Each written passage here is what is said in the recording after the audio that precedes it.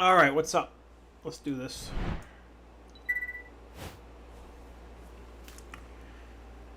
Okay, so we've got, let's see, 8 of you. Well, that's a lot. Okay, that's fine. So, if someone could please write in chat so I know that chat is working and that you're hearing me, that'd be lovely. Even just a "we hear you" would be great.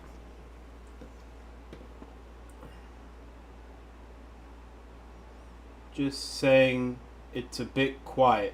Okay, so you need me to raise my volume. No problem, I can do. Yeah, hold on. I might have the wrong mic on. Hang on. No, I got the right mic on. And it's quiet? You can't hear me? Because I got my mic like full blast. I will try again. Let's see, audio. Yeti microphone.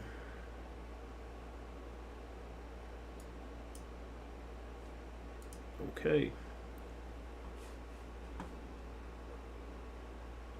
Is it still quiet? Do we know? Do we not know? There is a big delay, by the way. It's like a good 10 seconds, sometimes a little bit more. One day I'll change that, but for now I'll leave it. It's better. Okay. I'll go with it's better. Alright, so I'm going to go through the summer assignment. That seems to be the burning question for most of you. But I'm going to start by talking about the AP Summer Week, because obviously some of you didn't watch my first video. What's the proof of that? You don't know what AP Summer Week is. Sorry. Let's get some information in. Okay. So, you know what it could be? It could be I have the wrong setting on the mic. Hang on. Let's try that. That might be a little bit better. I don't know. We'll try it. Okay, so AP Summer Week is a massive opportunity. If you miss it, life goes on. But if you take advantage of it, it can make your life in AP so much easier. For most of you, this is going to be your first AP experience. And even if you've taken, like, say, AP Human Geography, AP World's a different animal. If you want proof, I'll show you proof. I showed proof in the video I already put up, so you can go ahead and watch that. But basically, it's one of the hardest APs there are. Here's how hard it is. I can show you this if you like, but I really don't want to get too deep in the weeds. But all the AP teachers, just got a notice from the College Board today that said that they noticed that some tests had dropped below 60% passing rates and that they wanted to improve that. So their way to improve that was to reconfigure the way they graded the tests. And their goal was to get the passing rates to be 65% and above. And that they had done this, like 65 to 75. That was their kind of goal. That they hoped that students who did well would get there. Well, they rejiggered the AP US grading rubric last year and used this year's rubric as this year's results as their test to see if it actually worked. And it turned out, of all the tests they did this with, AP World still had barely a 64% passing rate.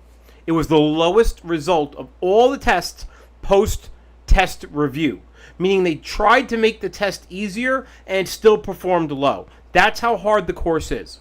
The course is massively hard. They tried to make the grading easier, and it was still hardest of them all. So you need to really understand this is a different animal. So, the AP week is the last week of August. I don't have specifics about the schedule and the daytime, whatever time it's going to be. Typically, it has run from about 10 o'clock in the morning, 9:30 in the morning, till about 2, 3 o'clock in the afternoon. That doesn't mean you stay for all those hours. It means that there are a number of sessions in that time period for all the AP exams. Each session is an hour and a half, if I remember correctly. And you would come to one of those sessions. Now, they would assign it to you. You would sign up we learned today from a helpful student that there's a Parent Square link and that you sign up through there. I don't know much about Parent Square. I don't use it. I don't even have any access to it. So feel free to check in with A-Wing, check in with the guidance department, find out how it works. But that's the deal. What you'll get is a 1-week preview of what my course is like. Let me rephrase that. It's not my course. I could drop dead today. The course doesn't change. It is a College Board course with a curriculum that is decided outside of our school, that is international, and you are competing with 300,000 plus other students on the same exam they're going to take. So if you don't recognize that you have a massive responsibility here to do well, like it's on you more than it's on me, then you're just not getting it. Like, this is what the reality is, and I'm trying to tell you this so you understand it, okay? So there's an opportunity for you to get a taste of it before it has grade consequences, before it does anything other than introduce you to the nature of the course, how I teach it, what I'm like, what the situation is, what the course is like. It's a great chance to sort of dip your toe in the water and find out, is this really for you? I hope it is for you. I hope every single one of you are up to the challenge.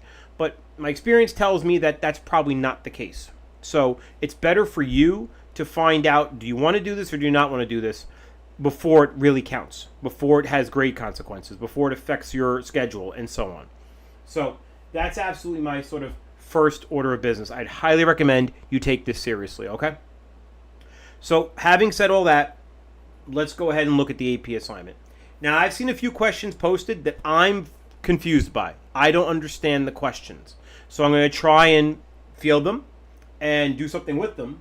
But in general, I'm just going to go through the actual assignment. So here is the assignment, right? A lot of this stuff is the stuff you need to do the assignment. The assignment is this. Maybe I'm super confused. It could well be I've made a mistake. But I'm going to go through this with you. This is the assignment. I'm not sure what else people are looking for. There are people who are literally telling me, I don't know what to do. This says what to do. So maybe you don't know. I don't know what you don't know. I'm being honest. I'm literally confused by that question. And I've gotten it from a couple different people, and I don't know why. Either they didn't open this document or I don't know. I don't know. But here we are. Let's go over it. So, these are your 3 parts to the summer assignment. Let me zoom in. Let me zoom in the whole thing so we can all see it a little bit easier together. Okay? These are your 3 parts. Part 1, Part 2, Part 3. I'm explaining to you here how it's graded. Okay? So, Part 1 is literally pass-fail. It's either you get the 25 points or you get 0 points. Why is it 25 points? The whole assignment is 100 total points. Part 1 is 25% of that, which is 25 points. If you do it to a standard that is sufficient, it's 25 points. If you do it to any lower standard, or obviously if you don't do it, it's 0. Simple as that.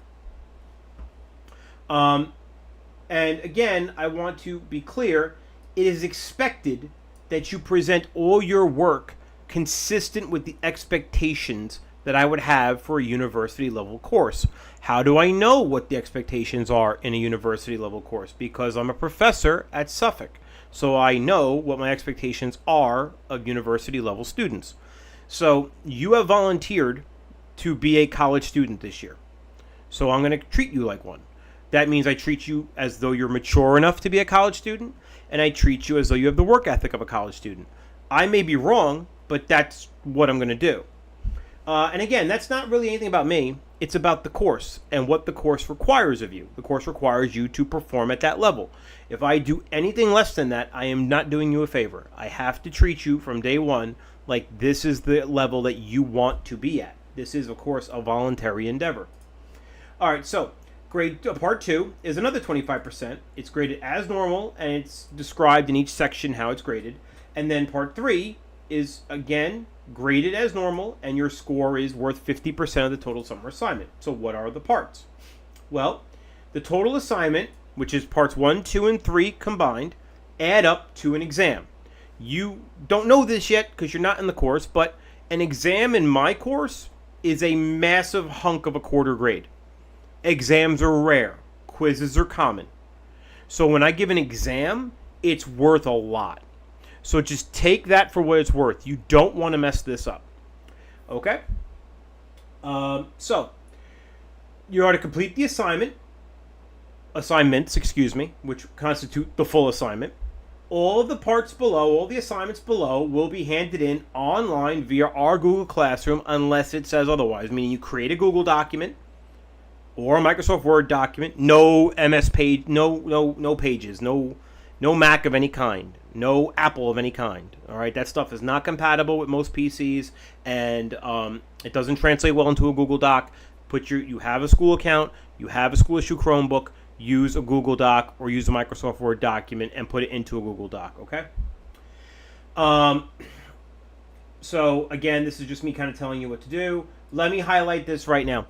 I know the school has several different emails for every teacher. I am telling you now, I do not look at the Google email. This is my email.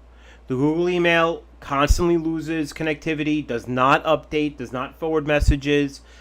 It's not the one that most teachers use internally in the school. It's not the one that even most of these schools, districts, administrators use within the school. So I know you might be comfortable with that. This is my email. Go ahead and commit it to your contact list. Mom and dad can certainly do so as well. I'm happy to field any questions they have. But this is where you want to contact me. Even during the summer, I'm still checking it at least every other day, a couple times a week minimum. So absolutely, this is where you want to contact me. It's do not use the swrschools.org Gmail account. It doesn't work. Even if I forward it, and here's why it does. Here's why no one uses it. Like, I don't know of any teacher that uses it. Maybe some of the young ones do. I don't know, but I'm not young. The second I put it, like, forward all the emails from there to this address that internally almost all the staff uses. The moment they change anything, they update anything on the IT side of things, it breaks that. It breaks that forwarding. Like, so up front, like, don't use it. Use this. This is my email. Okay. Okay, I'm being told by somebody that I'm being loud as F. So I'm gonna lower this because now I'm being told that it's very loud. Did you do exams? All right, I don't. Hold on. Let me. I can't see this because I have some silly little emoji thing in my way. I have a...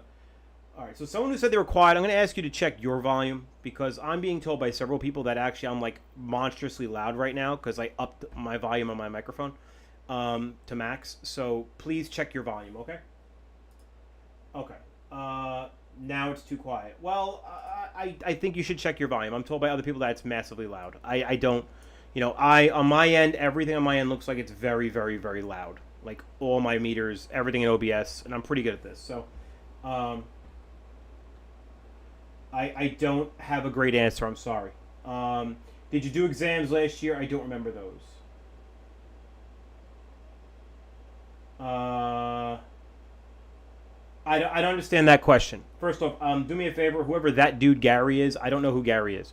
So if you want to tell me your name, that's great. If you don't, that's fine too. I don't keep the chat when I put this video online, so whatever you write there is not going to go up there. But did you do exams last year? I don't remember those. We've been doing AP exams I've been doing them for 22 years, so I don't really know the answer to that question. So let's carry on. All right, so there is no partial credit. I want to be clear about that. So you do it or you don't. I don't do partial credit. I'm not. If I go through your work and there's blanks, I stop and put a 0. Like, that's it. It's over. So just be aware of that. And let me put it, I'm not going to read this to you. How about you read this? It's up there. It's been up there for weeks now. So you go ahead and read this. So the coursework itself. This is the chart that summarizes what you're being asked to do. So I'm going to explain all this step at a time because I've been told that it's not explained. So I'm going to show you it is. So let's go right to, this is the 3 parts and how they're graded, as mentioned above, and the assignments in those parts. As you can see, there's only 1 assignment to part 1. There are 3 assignments in part 2, and there are 2 assignments in part 3. So, part 1. The first part of the assignment, you'll be doing extended reading of your text to help you understand what is presented there. You'll be filling out a pair of unit packets based on the course standards. These are not guided readings. They're a big picture question you're expected to answer based on evidence found in the readings. So, where are these? Well, they're in the assignment. Here they are. Period 1 review packet. Well, that's period 2, excuse me. I might have put them up out of order. And the period 1 review packet. So they're there. That's the assignment. I'm not provide examples. Do this thing. Read this book. It says what to do.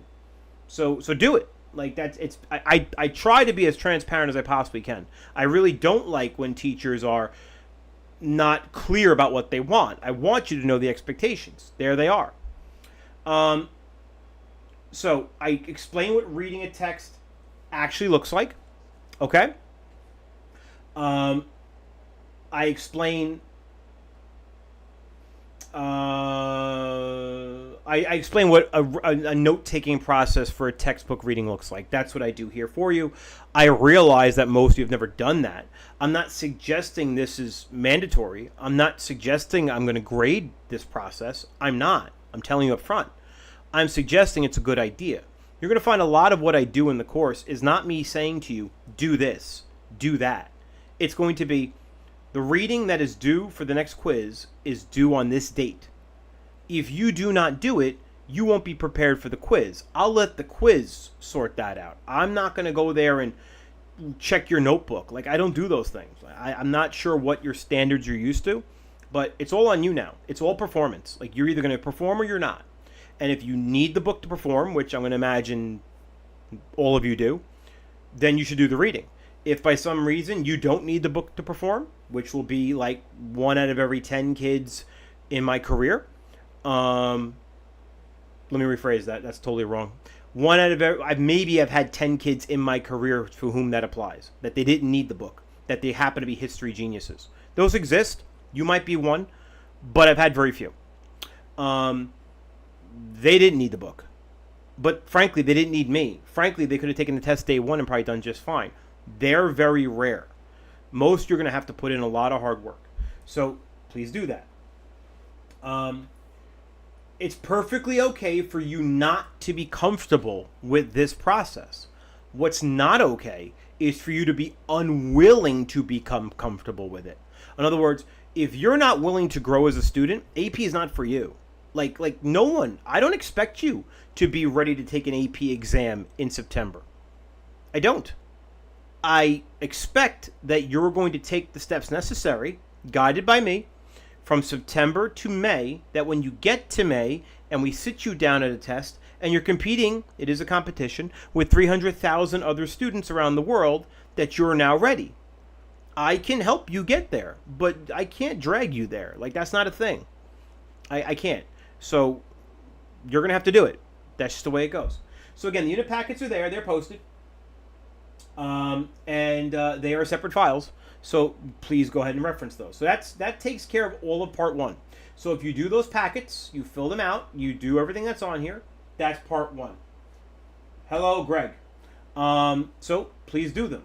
So you type in and you do it. Okay. Now, I was asked a question. It's a good question previously in the course, and I said I would explain it in this video. So there is, like, for example, here, label the early permanent agricultural sediments on the map below. How can you do that? I'm open to a variety of options. So option one would be you could do this in Kami. So you can go into Kami, open it with Kami, which you all are probably familiar with at this point from using it throughout your school careers, and literally draw into the map what you need to draw into it. I'm okay with that. Alternatively, you could... Well, that's how I would do it. I mean, you could go nuts. You could Photoshop it. I'd go nuts if you want to. I wouldn't. I would just use Kami. That would be how I do it. There may be some other ways, like you might be able to drop like some highlights or some pins on here or something like that right there directly in Google Docs. That capability might be there. You'd have to do some exploring. I'd have to do it as well. But I would just use Kami. The tool's there. We use it in school for all kinds of things, and I recommend that's how you do it. So that would be step one for that. Like, how do you do this sort of visual element? Okay. So, and the rest of it is just obviously type it in. This says clearly, right? Well, I don't know. What did I say on this one? Hold on. I want to be clear. I want to, because there are times where I've said this needs to be submitted digitally, and there are times I said this needs to be written. This can be submitted digitally. It doesn't say you need to write it, so therefore you can submit it digitally. I'm pretty sure I'm correct about that. Which is fine. In other words, you can type in your answers, and that's okay. FYI, everything you type in is going to be checked by Turnitin.com. Turnitin.com checks for both AI and for plagiarism. If you want to test its abilities with AI, I wouldn't recommend it. I use it at Suffolk, where I also teach, as I told you. And I caught 5 students last semester, one of whom was thrown out of the college for plagiarism. Oh, sorry, for academic dishonesty, because AI is not plagiarism, it's just academic dishonesty. And they were ejected from the college, like actually removed from the college. At the university level, those kinds of things are treated very, very seriously. And I want you to know that we even have had students in our high school get caught using it. And this system has caught them. And it's caught them on things like AP research projects. So you are really, if you are making the decision to use AI to help you, you are taking the wrong course. It will not help you on the AP exam. And if you do poorly on an AP exam and poorly in an AP course, it does not help your college transcript. It makes it look worse. So if you're already pondering the decision about how can I cheat, your right answer is to contact guidance, change your schedule, and get out of AP. It's not for you. Okay, let's move on. Part 2. Again, posted up on Google, you'll find several world history documents covering a variety of topics. You will read them all and then select 2 to complete the assignments. The documents are these here. The debate on salt and iron. This is the grand histories from Sima Qian about the Qin Emperor and the Qin Dynasty. It's kind of a poem. Then you have the Pact of Umar in 2 different versions, I believe. Yep, 2 versions.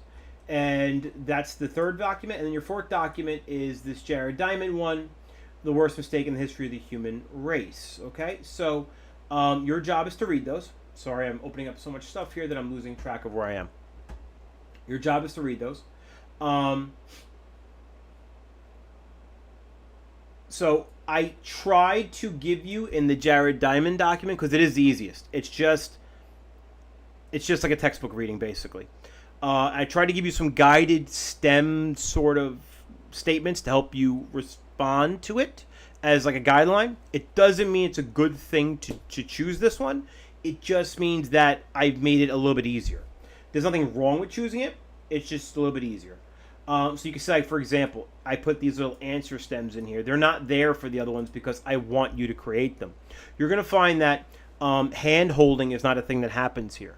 A lot of it's going to be, I give you the tools, and it's your job to use the tools. If you don't use the tool set, then I can't really help you. Like, you either come to me and say, I need help with this because I don't know how to do this thing, or I don't know how to use this tool is really the right question. If you say I don't know how to do something, I'm going to say use the toolkit that we provided you. And if you don't use the toolkit or ask me about the toolkit, I don't have a lot to say. You got to be specific in your questions. So there are these other questions, and you're going to respond to them. Now, again, I want to go back.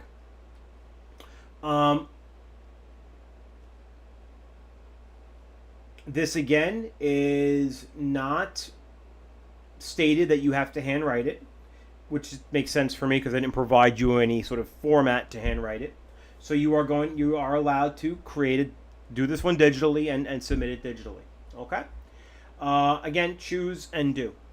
This one, all you're being asked to do here is just familiarize yourself with this map. That's it. Questions on this map will be in the summer exam, which I'll explain at the end of this video, or when we get to that part of the video. So absolutely do that.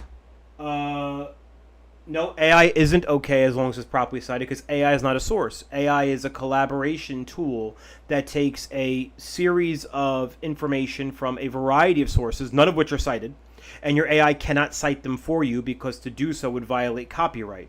So what AIs do is they'll go and they'll accumulate 1,000 pieces of information from 1,000 different sources and provide you the AI's answer. Those answers are not necessarily accurate. They're not necessarily precise enough. They're also not necessarily targeted to our course. Now, can AI write you a good response that works for AP? Absolutely. To use it is a gigantic mistake because you can't cite it. What are you citing?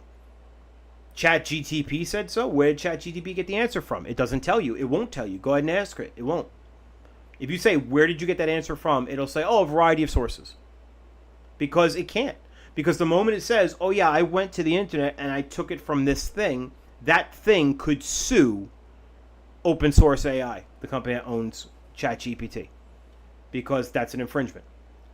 So it doesn't do that. The same reason why it's There's a lot of copyright issues regarding art that's generated by AI, music that's generated by AI, and so on. So it's not an okay tool. It's not one for you to use. I use it all the time and know how to use it for the things I do. But I never, ever use it for anything that's supposed to be a representation of my knowledge, my ability, my skills, and my work. And that's what this entire course is. So do not use it. Okay. So any information on this map or information that is inferred from this map constitutes a possible topic on which might be tested. Let me give you sort of the long and short of it. This is the AP's official map of the world for the course, separated by regions. You need to know the regions. If I say East Africa or South Asia or Southeast Asia or the Middle East, you need to know what we're talking about. So for example, is Egypt the country in North Africa or the Middle East? According to our course, it's part of the Middle East. It's not part of North Africa. So that's important to know. So you need to keep those things in mind. So that's the purpose of this. Know it for the test. Assignment 3, the dramatis persona assignment. So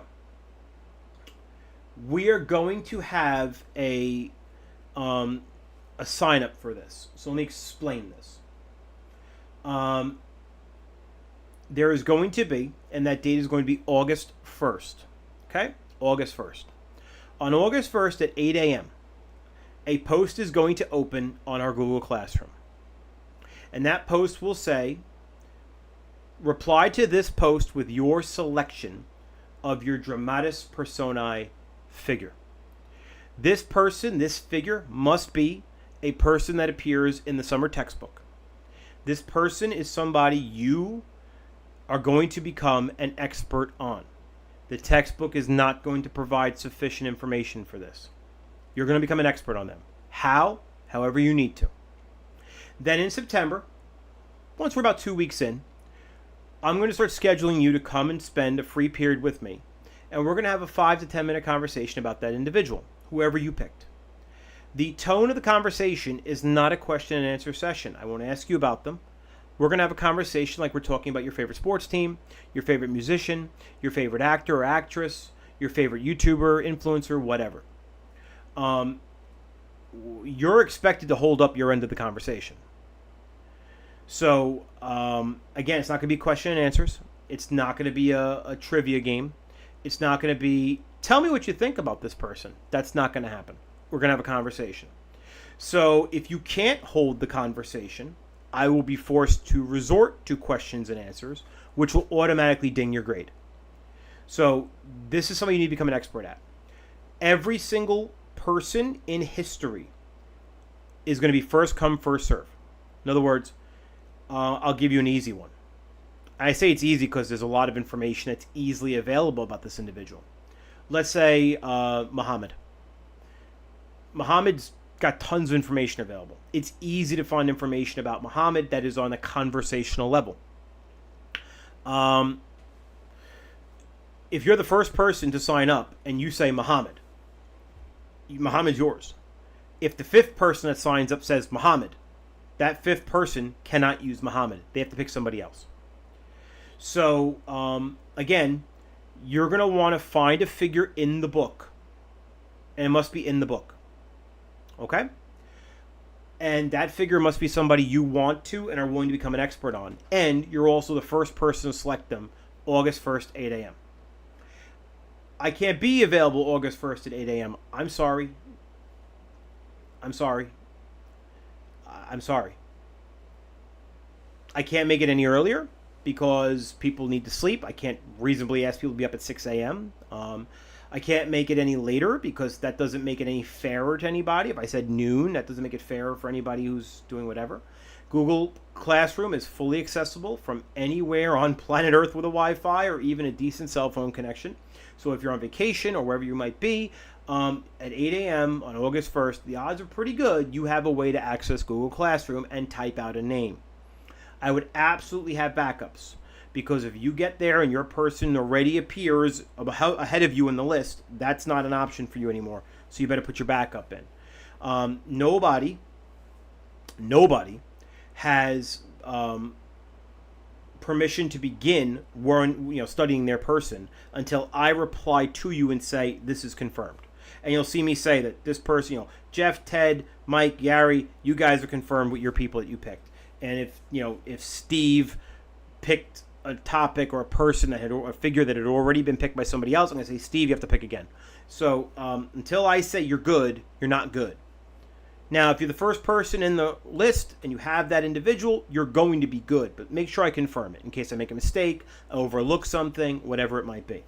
So you need to find out who that single historical figure is you want to cover.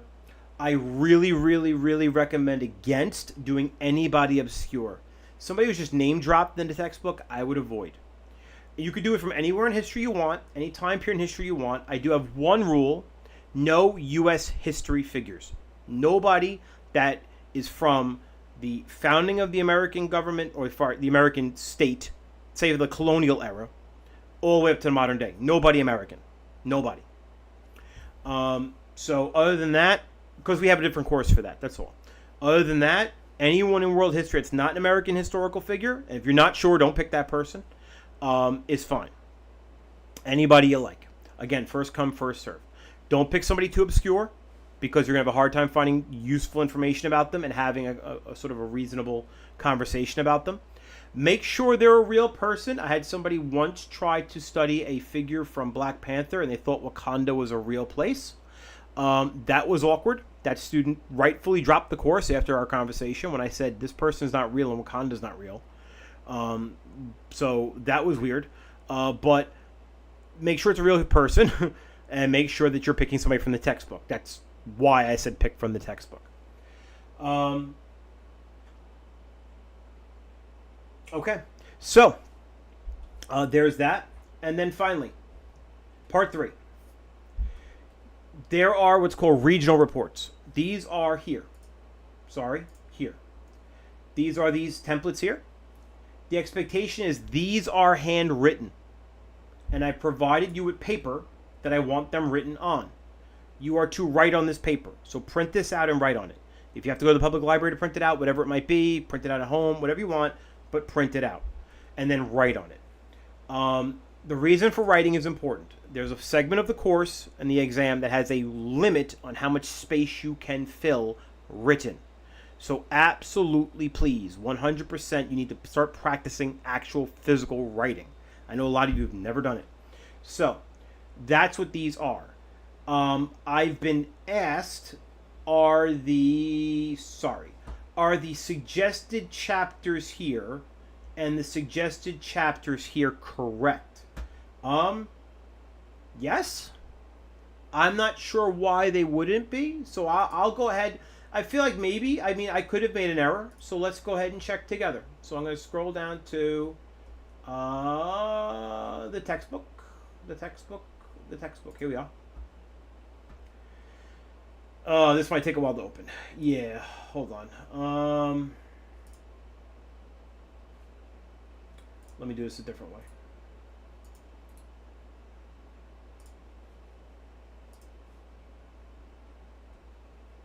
Download it. That's fine. Oh, good. Oh, great. Download it. Download anyway. Okay. Okay, so here's the textbook. Here we are together. All right, so what I said here is that if you wanted to, say, for example, learn about Africa, you might want to look at Chapter 8. Let me check. Errors are possible. I don't want to assume I haven't made an error. So let's go ahead and look at Chapter 8. Maybe I'm completely wrong. Chapter 8. Americas. Oh, look at me. I am wrong. What did I mean to put? I meant to put 13. All right. I am going to just go ahead and double check all of them. Not here on camera, because that takes up time that we don't need to take up. But I will double check. Yeah. So I definitely made an error, at least on Africa. I will therefore it's totally possible I made errors in other places. I will check. But, clearly I wrote Islamic world 6, 7, 8. Yeah, Africa makes no sense. So that one will change right now. And I will go through this. 2, 5, and 12 I think is right. I think these are right. I think these are right. I know that's right. But Africa was clearly wrong. I must have just typoed for whatever reason. So, okay, there's a mistake. I will double check them. and I will put up a post that says I've checked them, they're now accurate. But this will reflect on the document, and therefore it should be fixed. Okay. And then the final piece of the summer assignment is the exam. The exam happens in school on or about September 11th. There will be a full, I don't know exactly the date because I got to see the opening school week schedule and everything. But you're going to take a full 40-question, multiple choice format exam. It will cover everything in these chapters. So those regional reports are not just important because they're part of this grade, but they're also a part of this. They're also going to inform you on the information you need for this exam. This exam is 38% of the total summer assignment. Those regional reports are 12%. Together, that makes up 50% of the summer assignment. So you can flat out fail the summer assignment by doing poorly enough on this exam. Now you have to do really poorly, but let me be honest. There are students routinely who get in the 30s and 40% on this summer exam. There are also students who get in the 80s. I don't think anyone's ever gotten in the 90s, but that could happen. But I want you to be very understanding that this is a hard thing. It's difficult. It's meant to be difficult. It's meant to sort of make sure that you are doing the work that you're asked to do and make you well aware that there is a standard of performance that must be met. Okay? So, absolutely, that's the summer assignment. I'll be honest. The questions about what do, I have to assume you simply never opened this. I have to assume that. So I'm gonna go ahead and just say open it and read it thoroughly as I suggested you should. So at that point, if there are other questions, I will absolutely happily answer them. I did post up this, and I want to make sure I go through all the questions here in case there were questions. I answered a few of Lisa's earlier on. Evelyn said somewhere that she had signed up, so I think we're set there. Lisa's the one who pointed that out, so thank you, Lisa, and I have at least corrected the one. Evelyn, this is going to be the second video, so what's going to happen there is pretty straightforward. I'm going to, this just gets posted on YouTube as a regular video. Once the live is over, it'll get posted up, and you can rewatch me again. Let's see. I don't see any other questions in chat. So I'm going to assume there are other questions in chat. So at that point, that's the summer assignment. Again, highly recommend every one of you sign up for the AP week. But I can only come to 2 days. Then my parents would take me on vacation. I can only come to 3 days, or maybe the last 2 days. Doesn't matter. Doesn't cost you anything to sign up. You're not going to lose anything if you sign up. Sign up, and if you can only make half the days or 3 of the days or whatever, then do that. That's fine. Make it happen. Make it work. The reason why I say it is because, again, I really, really, really do want you to succeed. I do. And all I can do is give you all the tools you're going to need. Again, unlike anything else you've done, unless you've been an AP student before, you're not living up to my standards. You and me are living up to the standards of a third-party company that doesn't care if you pass or fail. There's no arguing with them. There's no complaining with them. There's no, my child needs another chance. I want another chance as a student. That's not a thing. You're going to perform how you perform. And your grade is a competitive mark weighted against the other 300,000 students who also think they can do well. So unless we outperform them, you do poorly and they do well. That's how it works. So I want you to do well. I want you to succeed. That is always my goal. But I have to always be honest with you. And my way works. I will prove that to you and mom and dad on open house night. I'll show you my grades from last year. I'll show you my grades from whatever year you want to see them. My way works. Works really well. But you got to do it. Okay? So there's the summer assignment. I just looked over at chat a final time. I don't see any questions. So I'm going to assume that this was sufficient. So if you didn't show up for this stream, that's fine. No worries. I am going to post this to YouTube. And by the time you hear me say this, if you're not here, then that's okay. You would have watched the video by now. So have a good night. And any further questions, ask them on the thread that's dedicated to that purpose. Thanks, guys.